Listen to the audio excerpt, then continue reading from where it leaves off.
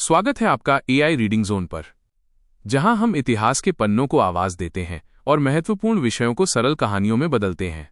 दोस्तों, साल 1925 से 2025 ये केवल एक समय अंतराल नहीं है, बल्कि एक विचार के वटवृक्ष बनने की गाथा है।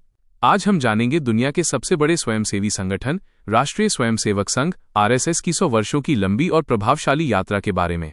तो चलिए राष्ट्र निर्माण के इस ऐतिहासिक सफर को शुरू करते हैं। स्थापना का मूल विचार और प्रारंभिक संघर्ष।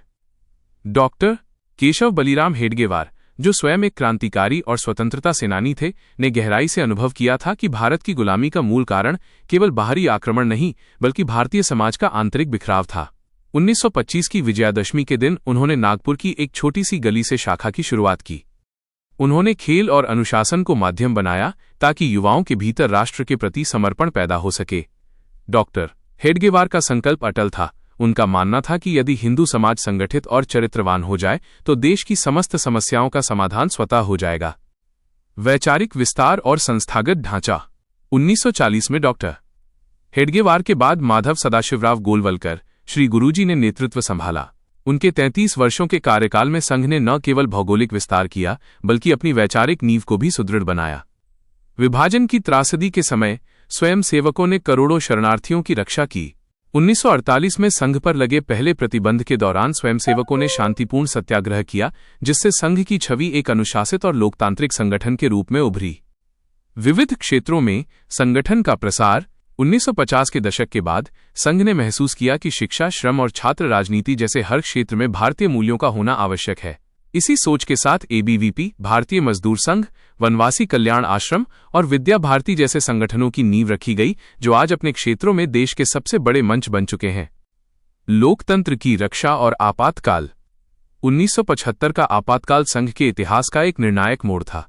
जब लोकतांत्रिक अधिकारों का हनन हुआ, तब स्वयंसेवकों ने भूमिगत रहकर लोकतंत्र बचाओ आंदोलन का नेतृत्व किया। हजारों स्वयंसेवक जेल गए, लेकिन झुके नहीं। इसके बाद के दशकों में राम जन्मभूमि आंदोलन के माध्यम से संघ ने भारतीय जनमानस को सांस्कृतिक रूप से एकजुट करने का काम किया। सेवा परमो धर्मः। 100 साल का सेवा कार्य। संघ की यात्रा का सबसे उज्ज्वल पक्ष उसका सेवा कार्य है। नर सेवा ही नारायण सेवा के मंत्र के साथ आज पूरे भारत में 1.5 लाख से अधिक सेवा कार्य चल रहे हैं।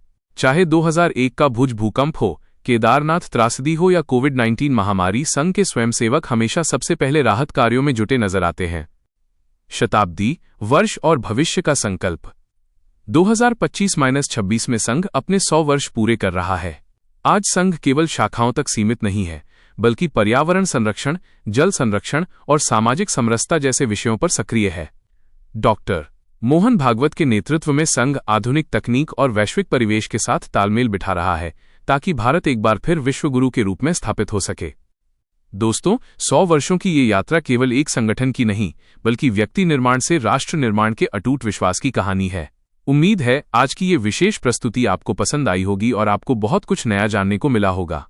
अगर आप इसी तरह इतिहास और समाज से जुड़े महत्वपूर्ण विषयों को गहराई से समझना चाहते हैं, तो एआई रीडिंग जोन को अभी सब्सक्राइब करें और इस वीडियो को अपने दोस्तों के साथ शेयर करना न भूलें। पढ़ते रहिए, बढ़ते रहिए। मिलते हैं अगले वीडियो में, तब तक के लिए